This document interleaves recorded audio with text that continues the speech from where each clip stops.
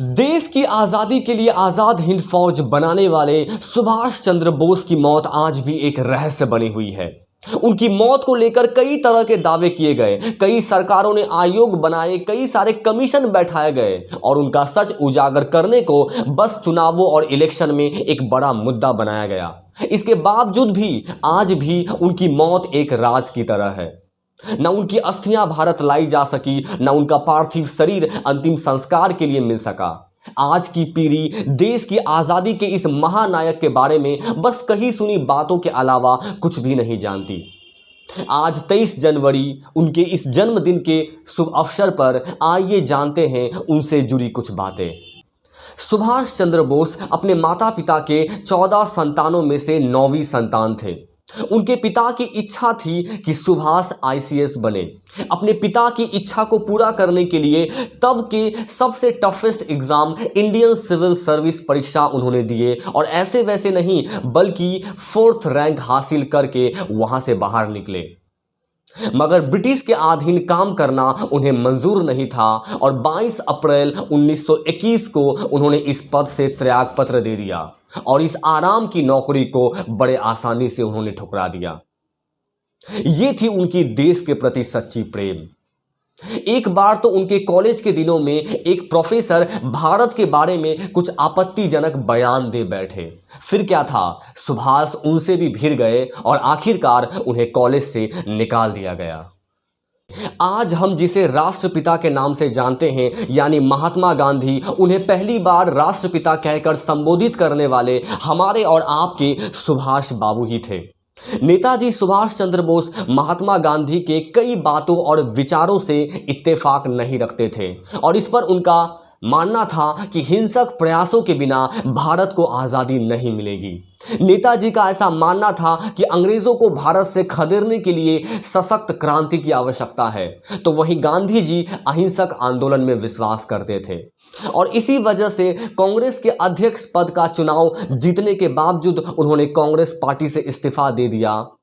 Congress party छोड़ने के बाद नेताजी ने 1939 में फॉरवर्ड ब्लॉक नामक संगठन का गठन किया।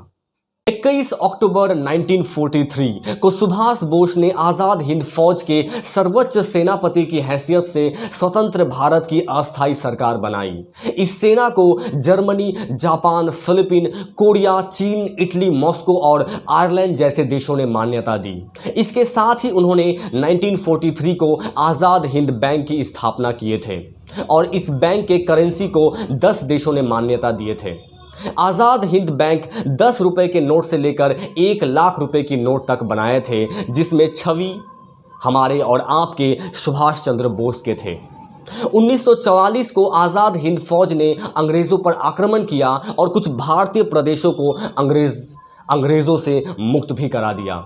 आज़ादी के लिए कोहिमा का युद्ध यानी 4 अप्रैल 1944 से 22 जून 1944 तक लड़ा गया एक लंबा और बहुत ही भयानक युद्ध था।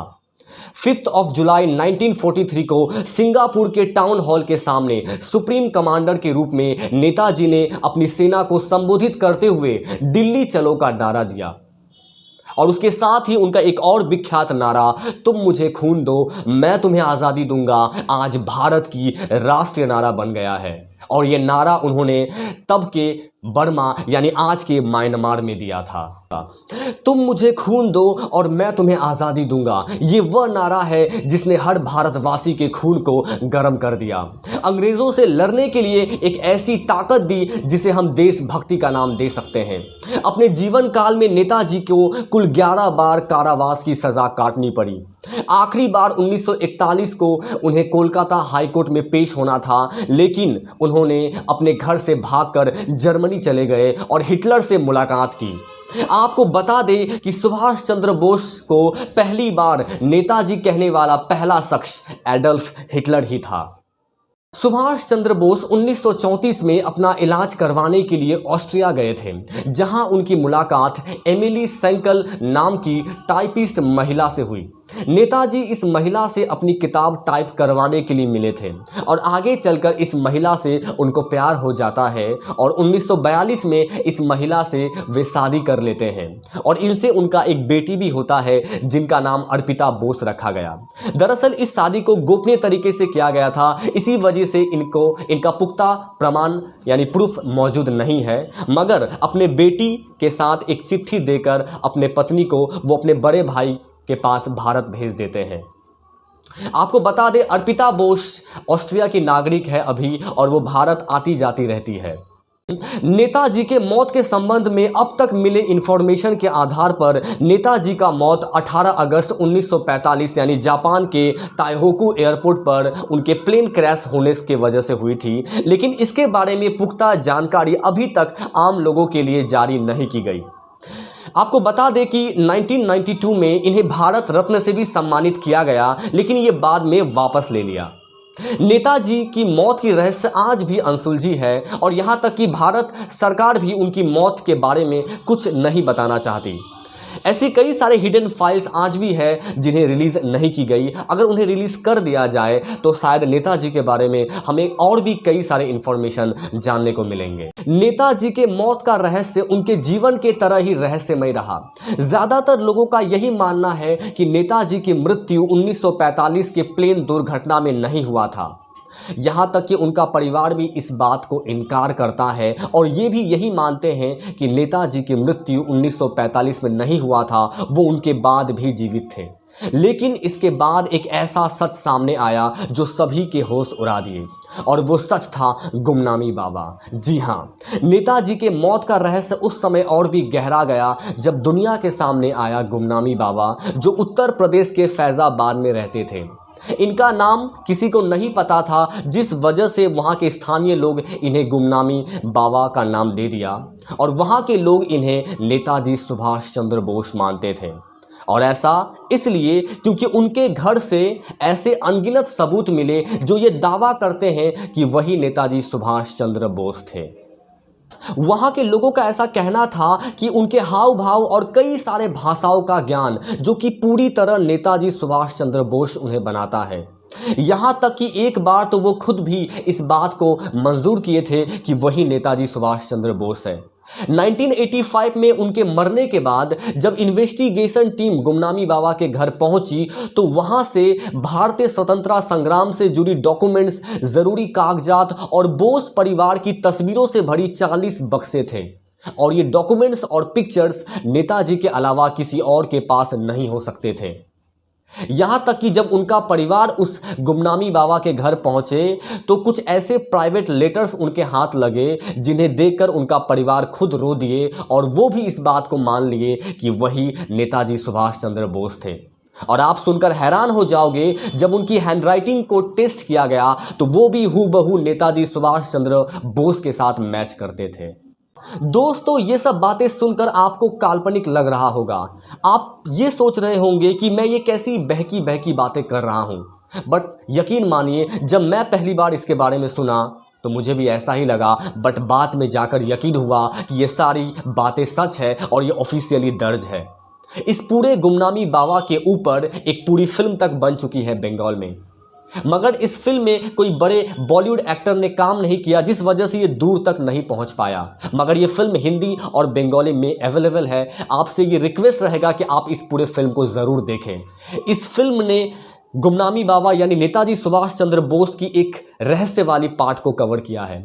इस फिल्म में उस रिपोर्टर को दिखाया गया है जो अपनी पूरी ज़िंदगी लगा देते हैं नेताजी सुभाष चंद्र बोस की रहस्य को सामने लाने में, और ये सच है।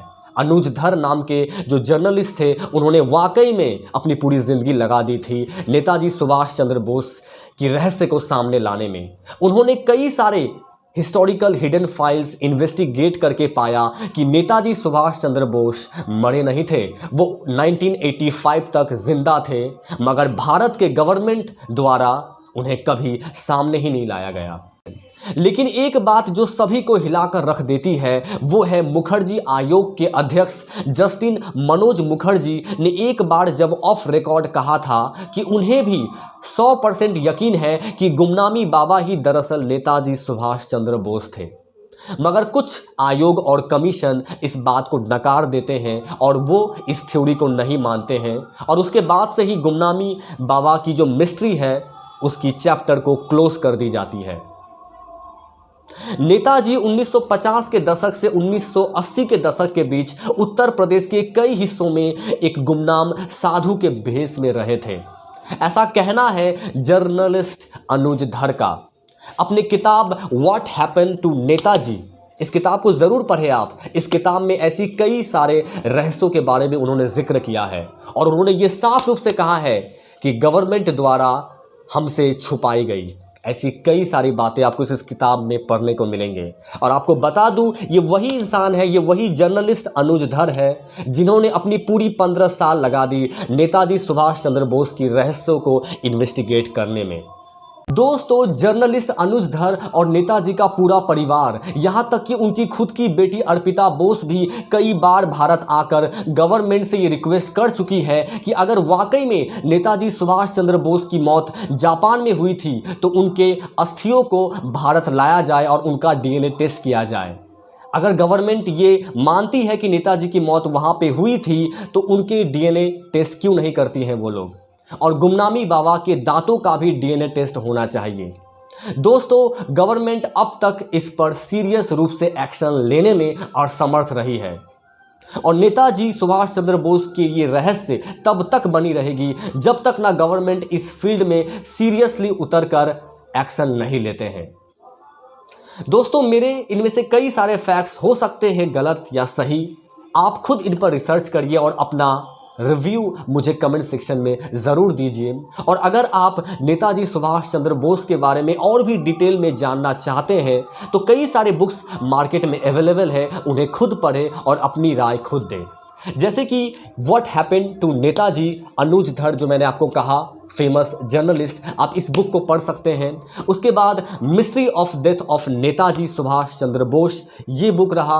उसके बाद Netaji Subhash Chandra Bose and Indian war of independence, आप इस बुक को पढ़ सकते हैं। उसके साथ ही कुछ बंगालीज में कुछ बुक है जैसे नेताजी रहस्य बा नेताजी फिरे छिलेन, ऐसी कई सारे बुक्स अवेलेबल है, उनको आप ज़रूर पढ़ें और उनसे जुड़ी जो मैंने कहा गुमनामी बाबा की फिल्म भी आप ज़रूर देखें।